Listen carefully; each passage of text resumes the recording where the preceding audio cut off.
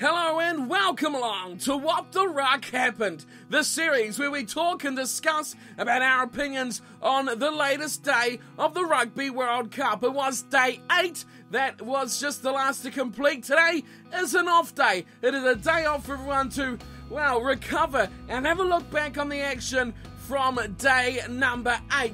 As always, leave your comments below as to what you think about what I'm saying. If you agree or disagree, think something else about the match, let me know in the comments. Get some chat going on Twitter. If you can add me on there, @CornflakesCrib, do so. Have a bit of a chat. It's good to talk to you guys. I know you're all very much rugby enthusiasts as well, so get out there and have your say. 3 matches took place on that day. It was Australia who continued their campaign of their second match up against Uruguay. Second up was Scotland, who had a big match in the overall concept of their pool up against the USA. That was a big game for Pool B. And then finally from Pool D, the Irish up against the Romanians in another game that should be no worries for the Irish. They should easily clean that one up, as should the Scots, as should the Wallabies. It was all to play for, like always, so let's dig into the action and have a look at our first match of day 8, which was the Wallabies, Australia, up against Uruguay in a game that should be an easy canter for the Wallabies as well. We've seen they picked a pretty strong squad, which Wallabies team wouldn't be strong up against Uruguay as well. There's plenty of talking points from the game, the form of the likes of Quade Cooper, Henry Spate playing at outside centre, Toby Smith getting a start on the tight head side of the front row, Dean Mumm the captain as well, and Sean McMahon, who we haven't seen too much in a Wallabies jumper over the last 6 months. How will he compare and compete to the Hooper and Pocock competition for the open side jumper? So as we expected, this game was not close at all. It was the Wallabies who easily dealt with the big win and got a lot of tries in the process. So the format of this one may be a little bit different to usual. The Wallabies' first point notice was that they were still mauling at every given opportunity, despite the fact that they were playing against Uruguay, which was that a sign of respect to the Uruguayan side, that they were still playing with their number one game plan. First up in the match, Henry Spate at centre showed that he was quite good, and we'll see later on in the match as we went on that he did contribute to the scoreboard as well. So it only took 6 minutes for the Wallabies to get into the roll of things, and it was from the rolling maul that we talked about before. That was a big part of their game right from the outset. The rolling maul off a line out, detaching off the blind side was Sean McMahon, 5 metres out. He's quick enough. We know all these Wallabies 7s are pretty quick. Hooper and McMahon especially have a lot of attributes in that speed. So straight off the whistle, just 6 minutes into the game, the Wallabies had their first try, and only took 2 minutes further before a little grubber from Curly Beale to Quade Cooper, and he went to a backhand pass out to Joe Tamani to score the second try in the 8th minute. It didn't take long for the Wallabies, and finally though, the good part about that try is we've seen just what they can do when they look to their back line as well. A pass out the back of the hand, some form for Quade Cooper, who really, let's be fair, needs something to come his way if he's going to look even slightly to dislodge Foley as the number 10 in the team. But just as we talk about how Cooper was going all right, he did something horrible with a bit of a high tackle, a bit of what they're calling a sling tackle as well. Interesting term for it. But it earned him a yellow card. First of the day. You know, we're having a good run of matches without yellow cards. Quickly destroyed. Quade Cooper going to the bin after a quarter of an hour. And that was the opening that the Uruguayan side needed to, if they could as well, find some way into this game being a man up. And they did so through their fly half, who got their only points of the match. That come from another high tackle, this time from Will Skelton. Something I've spoken about in quite a bit of depth in the past as well. Will Skelton is a penalty giver. He is a penalty giver, and that's what gave Uruguay their first and only points of the match. A good goal kick. We've said it before from Uruguay, a decent goal kicker as well, but they showed throughout this whole match, Uruguay, while we're on the point of them, that they are very keen to attack, a very positive attitude in the match as well, willing to go for the chances, not playing negatively at all. They're not just holding down an end. They're not completely shutting off from everything else. Positive attitude, positive play, and they did come very close to scoring on a numerous amount of times. But in the 25th minute, just a couple of minutes after the penalty went to Uruguay, it was the captain, Dean Munn, who scampered over, threw about 4 or 5 tacklers, poor defence, and he just barged his way through like a bowling ball. Through the skittles he went to score the 3rd try for the Wallabies. It was a half an hour mark where it was Henry Spate who made his mark, getting a 4th try in the 30th minute. Numbers out wide, the overlap, easy finish, passing through the hands. It's simple stuff, it's basic stuff, but it's the stuff you need to do well, and that is what the Wallabies did at that point. Henry Spate getting the 4th bonus point try as well. McCalman got in the action as well 5 minutes after that. A little inside ball from Cooper, and it was a clean run straight to the line for Ben McCalman. And then that was half time. No more further tries. Thankfully for the Uruguayans, they'll be running ragged after that first half. 31-3 was the scoreline. Not much more you can say about the game. The Wallabies showed how good they were, and Uruguay, although they had glimpses and chances, didn't threaten the line too much at all. But you got to commend them. You got to commend them for their attitude, their determination to go forward, look for points. You know, they are possibly one of the biggest minnows. I think Namibia is ranked lower than they are, but still, you know, they gave it a go against the Wallabies, and you have to give them credit for that, because things didn't get much better for them in the second half. 6 minutes on, 46th minute, and it was Drew Mitchell who made a fantastic solo run, beating 5 or 6 tacklers and in for the try. That was the 5th try of the match for the Wallabies, and it just went on and on. Mitchell just 5 minutes later going in for a second, a long pass from Cooper, cutting out 2 or 3 players over the top of the defence, hit it at pace. Did Drew Mitchell, and straight in. He's very quick, he's very strong as well, but didn't need his strength this occasion. Just hit it at pace, straight past the defence, couldn't cover the corner in time, and in goes Drew Mitchell just after the 50-minute mark. It took the hour mark before we seen another try, and this one was a second from Ben McCalman as well, playing on the blind side.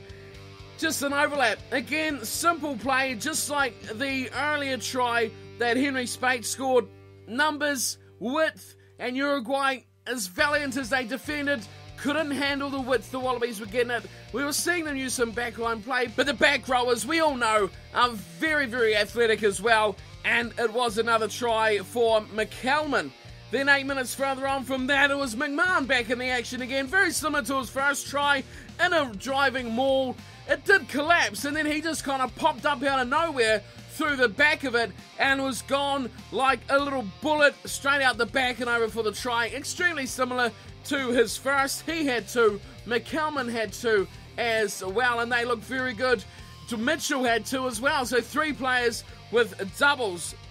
Matt Tamua had to get in the action as well, starting an inside centre. He got a try on the 70th minute, all created from a Quade Cooper break, who was getting better and better as the match wore on, breaking through the defensive line, a couple of steps, a shimmy, beat the fullback for a step off his right foot, and then the big pass to Guinea, who shifted onto Tamua on the outside. Plenty of room, plenty of speed, and plenty of open field for Matt Tamua. He dots down for yet another try, but no, we're not done yet. 80th minute, another try, this time Tavita Kurandrani gets down off the bench to score his only try of the match, all created from a Henry Spate big charge, a crunching run from Henry Spate that it was as well, quickly recycled, up it went on the short side. Tavita Kurandrani, another very hard man to stop from the Wallabies, and he eventually charged down in the corner to score their final try. A host of tries from the Wallabies, as well as a yellow card for Uruguay. The penalty kick was the only thing to celebrate for them. They did almost score right at the end, a very late try, but they eventually lost the ball right on close to the line. They had their chances, had their opportunities, and they'll be better for the experience, of course. All these teams are, but just if they could have done a little bit better, scored a try, a few more point-scoring opportunities, they could have done themselves a bit better off, and really it was probably their positive attitude that allowed the Wallabies to score so many tries as well, just because the game was open up, suited Australia very much, and Uruguay obviously not up to the skill set of the Wallabies, but still passionate and still very positive in their play. Eventually, the final score went down 65-3. A big total, biggest of the World Cup so far as well. First team into the 60s. It was not the most exciting match I've ever seen. The Wallabies started off very, very like they did against the Fijians, where they were very forward-based, very forward-dominated, and that's how that match started off in the first part of the first half. It wasn't the most exciting to play, and I still have my thoughts about how they are going to go against England and Wales.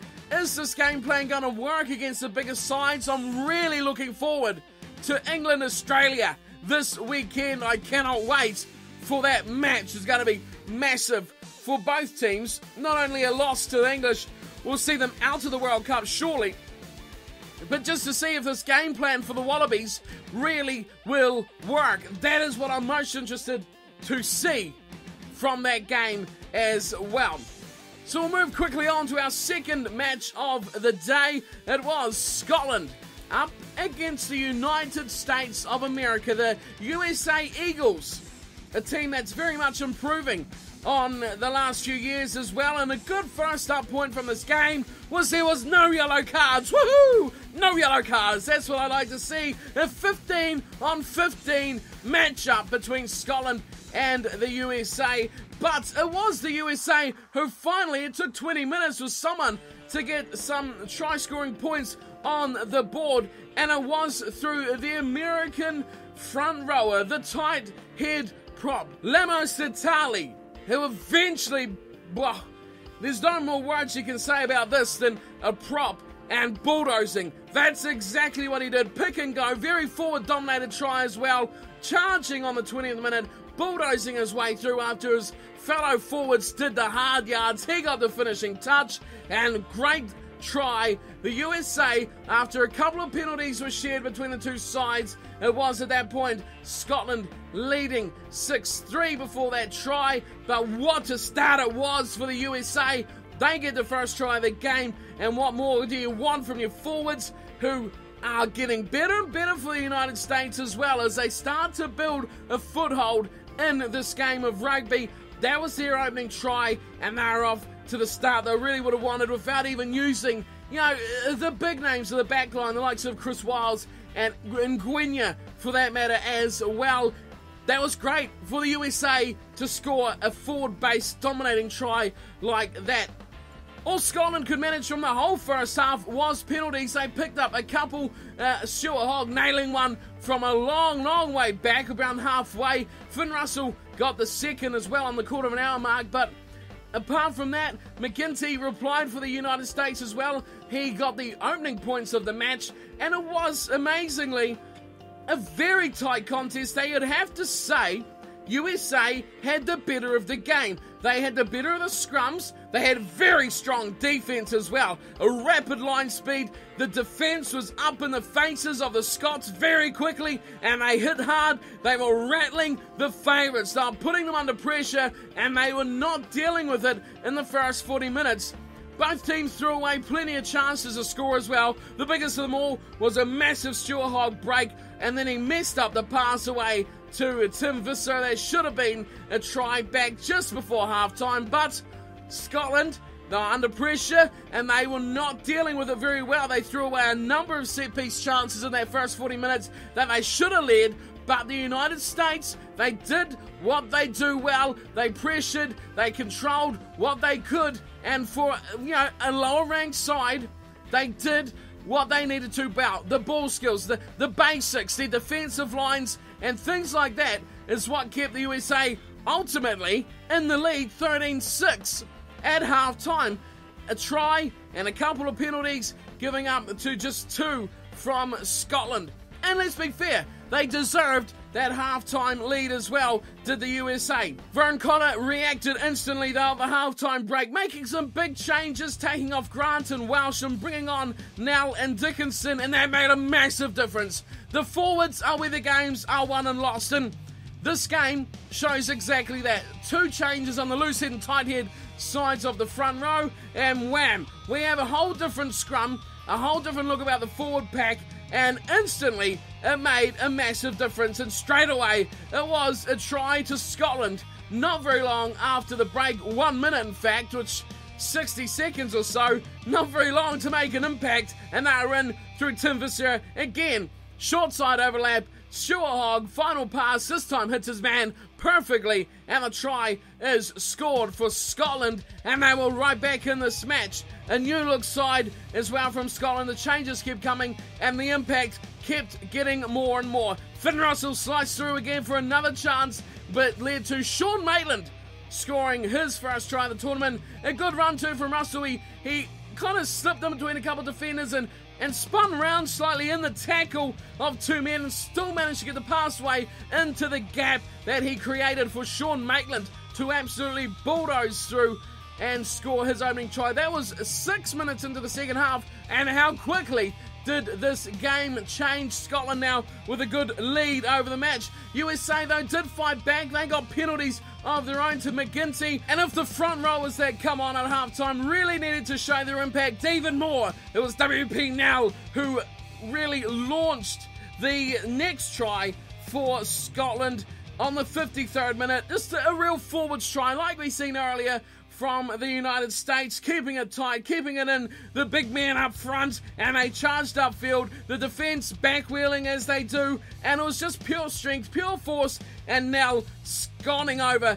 to grab his first try of the match as well. But the bad point has come from this is what seemed to be an injury to Finn Russell. Now, I haven't seen anything further on if he will be missing any time out or whether it was just a small injury, so hopefully that could be a big loss for Scotland, but hopefully he will be okay to get into their next match as well for Scotland, because they really need him at number 10. I don't think they can rely on a Duncan Ware for a real crunch match later on in the competition. And as it looked like as that try was making its way over as well, the USA pack especially was starting to really dwindle down and get tired, started to fall behind the run of the play, and it was costing them as well. But the changes were coming thick and fast at that point, but Scotland had already gained the confidence that they required. They knew they had the game in the bag, and they were just powering on. The tiredness of the United States, just a little bit of a weakness for them that they'll really want to clean up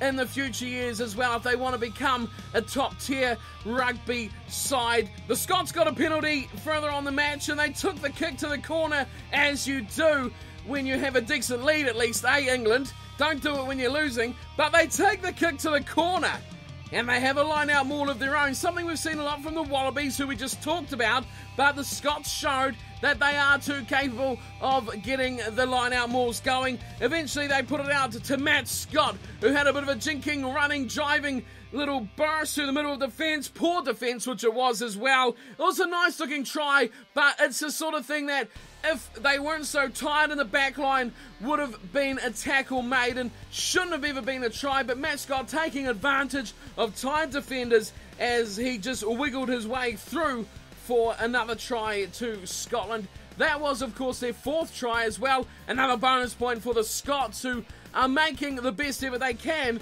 of making their way out of this pool. Final moments of the match, and it was a try to Duncan Ware, who just got a close and dummy, 5 metres out from the line, threw it wide, dummied it inside again, and just really just carried the tackle through to the line. Again, it was a tired tackle from USA, just kind of slid off it, didn't have the energy that you would have seen from them half an hour earlier in the match, and that is really what fell away for the Eagles at the end. They started so well, made such a good start, and then just tired and fell off tackles. Defence that was so good in the first half was found wanting in the second. Scotland come good as well, almost an opposite after such a weak and lethargic start that the United States dominated everything. They come storming back and looked very impressive by the end of it, but it just goes to show just what the team of the United States are and how much they have improved over the last few years as well. This was a match that they could have won as well. Scotland come good in the second half. A few changes, sure, you can say it wasn't their best 15 or blah blah, whatever, but you know that the United States are a team good enough to eventually come up to that level that they can, challenge even more so than they did in this 8th day against teams like Scotland and Italy and the likes. We've seen Canada, very, very close loss to Italy. They should have won that game as well, but that's an example of what I mean. These teams like USA and Canada, Japan, we've spoken about them all already and how much they've improved. If they can regularly get this competition, it's only going to make them better. They're doing it themselves, and they're going to be a force to be reckoned with in the future of World Rugby. So a very disappointing finish for the USA, but I think they'll rue their missed opportunity here to really put a challenge into Scotland, who is a very good side. On the overall world perspective of things, Scotland is a decent team, They're not the world's best. Ultimately, they're not going to win the Rugby World Cup, but they have the potential to push teams very close, very tight towards the end, and as well as the USA, they are a growing team that's just going to get better and hopefully will make for a very even, world global competition in future as well.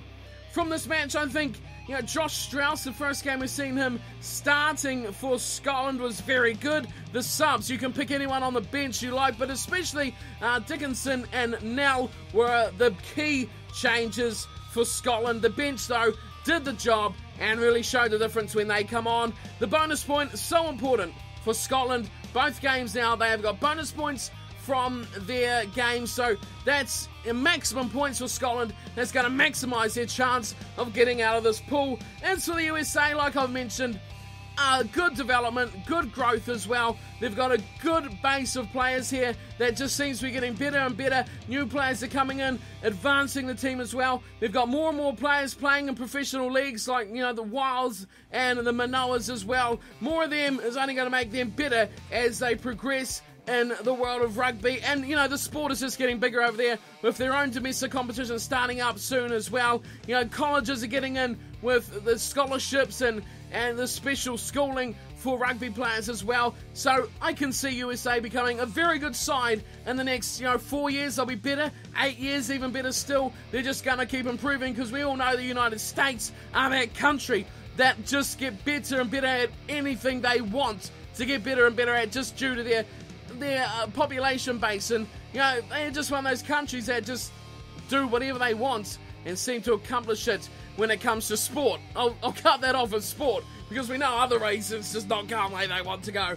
But we're sticking this to the rugby, and we're going to our final match of the day. Day number 8 of the Rugby World Cup, and it was Ireland up against Romania. Another game almost like the Wallabies Uruguay game that you'd expect the Irish to absolutely bulldoze over and easily win this game.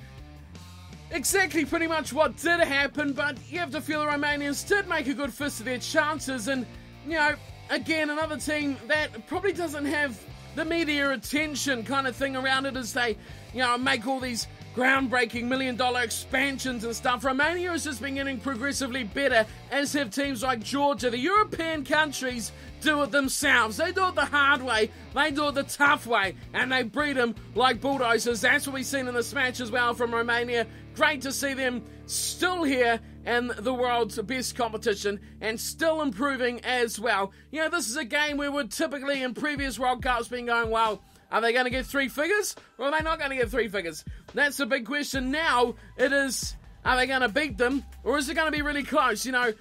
It's good to see the evenness of World Rugby coming together. The days of 1 or 2 teams winning a World Cup, I think, are definitely well and truly gone. Even like today's match we see here, Ireland, they could win the Rugby World Cup. I say Scotland probably won't either, but, they only need to string together 3 or 4 good games. It's always possible. It's always possible. Always believe, Scottish fans out there. Always believe. So Ireland versus Romania, amazingly, biggest ever crowd to a Rugby World Cup match. 89,267. 89,000! Wow, that's a massive amount, and it was Ireland-Romania, but it was full of the green men as well, as the Irish had massive support here for this game, and they made 12 changes coming into this match as well, getting a nice rotation in their squad, but they didn't seem to lose too much as they still put a decent match on. They dominated the early stages, but it was the Romanians who were staying in the match with penalty goals themselves as they dotted down in the opening quarter of an hour just as many as Ireland did as well. And it was quite tight in the early goings as well, but it started to break up. And Simon Zebo, although he didn't go on the score sheet himself, was easily the best man in an Irish jumper. He started out with an amazing solo run, a little breakaway on the left side, chipping over the top, regathering with the foot just on the outside of touch. It was agonisingly close. It would have been an amazing try. One of the best of the World Cup. Highlight reel stuff from Zebo at fullback as well, but not allowed. It was almost harsh. It was that good. You could almost overlook the fact his foot was in touch. But not to worry, because it was only a few minutes later when Ireland made up for it. And it was a man who should be a real key figure for this Ireland team that has seen a pretty poor run of form recently, and that is Tommy Bowe at the end of a nice backline move, wide overlap, Bowe in the corner, an immaculate finish, as we're used to seeing from Tommy Bowe as well. That's what you expect from him, and that's what he's delivering now against Romania. Hopefully, for Ireland's sake, he can keep that up because they need him to really be, that explosive winger that he has been in years gone by, but is, not up to that standard at the moment. But hopefully, into the business end, he will come back and give Ireland that real boost they need out wide. Romania's defence was pretty solid, and you notice as the match wore on, there was no easy metres gained from Ireland through the centre of the park.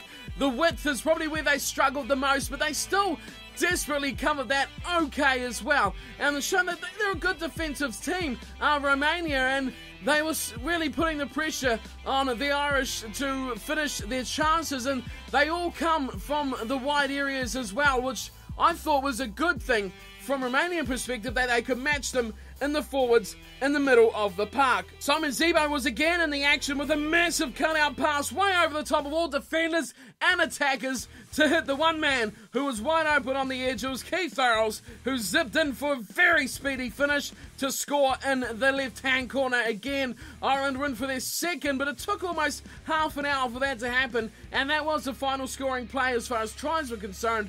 In that first half, they went to the break 18-3 in the lead. Not too convincing either from Ireland. They needed some improvements as well, but they were looking the better side. The Romanian defence is what was keeping them out. It did just take 3 minutes into the second half, and it was Owen Redden who set up a nice little play that put Keith Thurles in for his second try of the match. A little short side run, a little dribbling kick in behind the defence, and up goes Thurles and pulls that one in beautifully. And that was the killer try that I think really did the final straw for the Romanians. Any hope of them coming back was dashed at that point. But a disappointing thing from here, from Ireland's perspective, was that Keith Thurles did seem to pick up an injury at that point. He did, though, however, come back onto the field later on. Remarkable recovery. Hopefully it's not something that's going to flare up for him later on, because he was quite electric in that match for Ireland. So all these tries kept coming, were all wide out on the edges. It showed good defence from Romania once again, still through the middle. It had to be very good finishes as well. You'll notice if you watch this match, the tries from Ireland were all very well done, very well executed, that, a top tier team would struggle to defend. The way that they were diving corner finishes, or, just giving a metre of room on the edge, that's all they needed. But it just shows that Romania's defence still was very tight through the middle, and it was forcing the Irish wide, which is something that they'll need to keep in mind, because that's how you have to play against the best team. Score tries on the outside after doing the damage in the middle. Romania, though, good defence from them, and they're still in the match for this game. But any thought of that staying around was quickly dashed, though, as a yellow card was pulled out. It was a long period where the Romanians started to lose discipline around the hour mark, and that was just a finishing touch as well. There was their inside centre, Kasaba Gal, who got the yellow card right on the hour mark, and they're lucky not to get another one before that as well, with the tackle in the air.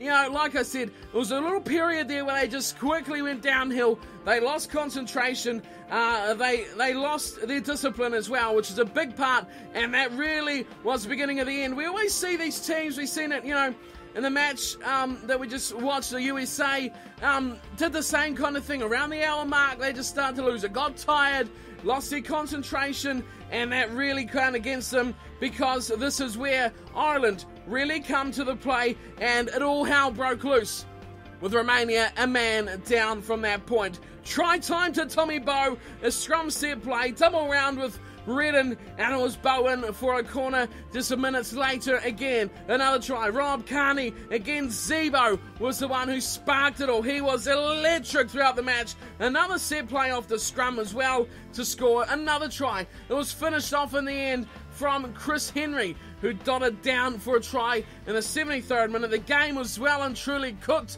like the Christmas chicken, or whatever you have at Christmas time. It was done by then. Henry's finishing touch put the final exclamation mark on it for Ireland. But what come next is what they probably didn't expect. A big run from Tonita, the big man from Romania. This is a great bust from him as well, as the second rower just stormed through about 3 would-be tacklers. You talk about Romania getting tired, they got a second life, and it was the Irish at that point who were looking a touch tired through their defence there. Tonita just scorched through, just ripped it apart, the defensive line, like a little boy at Christmas time. We've got a Christmas thing going on here at the moment. He just tore through there like the wrapping paper and scored what would be a massive try for the Romanians to score a try in this World Cup match against Ireland. Great work in the 77th minute. That would be a huge claim to fame for the Romanians to get that try, and the way he did it as well, just a bulldozing run, bumping off tacklers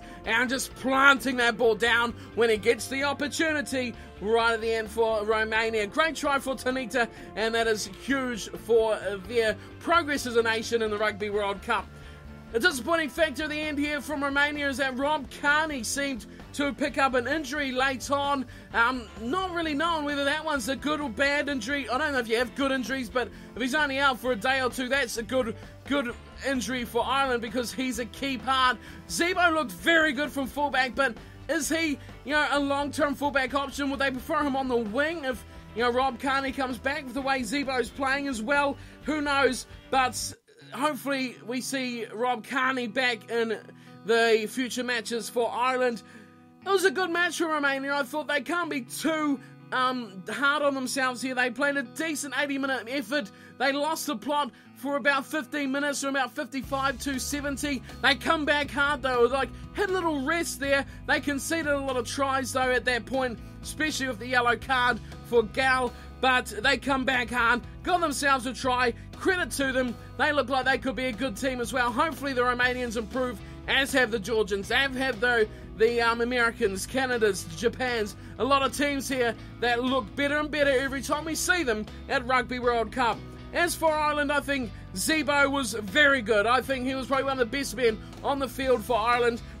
Keith Earls was a man who got man of the match, so that just shows how much of an impact he had, with some electric speed on his wing as well as some scorching runs from him. Tommy Bowe, good return to form from him. Not his best by any stretch of the imagination, but it's good to see him back there scoring tries, what he does well, with good, tidy finishes from the man on the right wing. Very strong, very fast, Tommy Bowe. Everyone's nearly a fan of Bowe. Hopefully he can rediscover the form that made him a bit of an icon for this Irish team in the past. So in the final plays, it was eventually 44-10. Final score, Ireland with the win. A big win in the end, but I don't think it really, as we've seen in other matches, fairly represents how Romania played. Take out that little 15-minute period with the yellow card, and where they lost the plot a bit with their defensive patterns and their concentration on the game, and it probably would have been, and take 15 or 20 points off that scoreline from that period. But all in all, good for Romania. I think you know, they're easily discounted. When you see the scoreline, you think, oh, they played oh shit.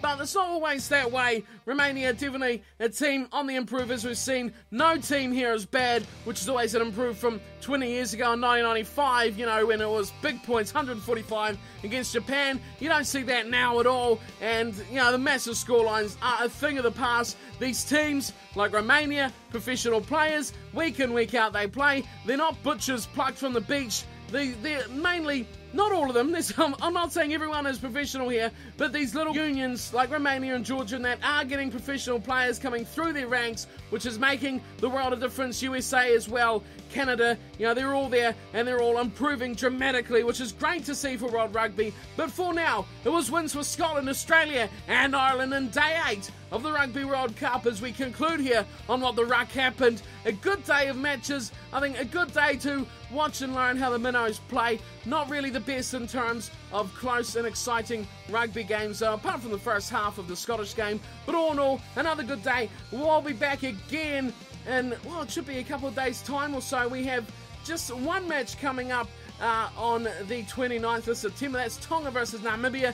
2 games on the Thursday. Wales, Fiji, a big match in the complexity of Pool A. France and Canada will be the second game. So we might wrap those two together and see how we get on for the, well, Friday as well. Just one match, New Zealand and Georgia. So might have a bit of a cluster there with those matches, but we'll see how we go. But until we meet again, thank you all for tuning in and listening, watching, whatever you do, sitting back, letting us play in the background while you tune out to whatever you do in your spare time. Thank you all for having me around, and let me know, of course, what you all think of the matches, the players, the teams in the comments below, as always, and I'll see you all next time for plenty more What the Ruck Happened. Until then, thanks for watching and take care.